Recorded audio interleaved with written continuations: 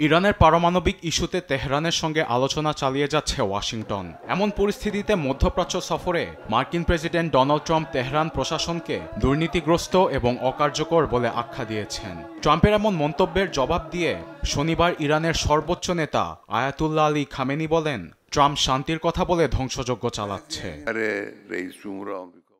শান্তির নামে ইসরায়েলের হাতে ট্রাম্প 10 টন বোমা দিয়েছে, যা দিয়ে গাজায় শিশু, হাসপাতাল ও মানুষের আবাসস্থলে বোমাবর্ষণ চালিয়েছে তারা।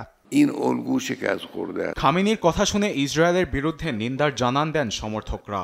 ইসরায়েলের পরাজয় হোক স্লোগানে স্লোগানে মুখরিত পুরো জায়গা। আবার মধ্যপ্রাচ্য সফরে ট্রাম্প ইরানকে নিয়ে যেসব মন্তব্য করেছেন তা মূল্যহীন বলে জানান ইরানের সর্বোচ্চ নেতা। একই সঙ্গে গাজা বাঁচাতে ইসরায়েলকে প্রতিহত করার আহ্বান জানান তিনি। ইসরায়েল ভয়ঙ্কর ক্যান্সারের মতো, গাজাকে বাঁচাতে হলে একে শিকড় থেকে উপড়ে ফেলতেই হবে। এদিকে তেহরানে নৌবাহিনীর এক সম্মেলনে ট্রাম্পকে প্রশ্নবিদ্ধ করেছেন ইরানের প্রেসিডেন্ট। গাজায় দিনে দিনে শত শত ফিলিস্তিনিদের প্রাণ ঝরে যাওয়ায় কিভাবে শান্তি প্রতিষ্ঠা হচ্ছে বলে প্রশ্ন তুলেন মাসুদ পেজেশকিয়ান। একই সঙ্গে তিনি আন্তর্জাতিক অপরাধ আদালতের উপর ট্রাম্পের নিষেধাজ্ঞার সমালোচনাও করেন।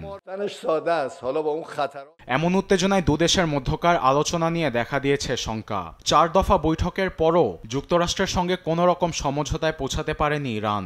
এমন পরিস্থিতিতে ইরানের পররাষ্ট্রমন্ত্রী জানান, তেহরান ইউরেনিয়াম সমৃদ্ধকরণের ন্যায্য অধিকার কখনোই হাতছাড়া করবে না। আরবেদ আফসার, নিউজ ডেস্ক, দেশ টিভি।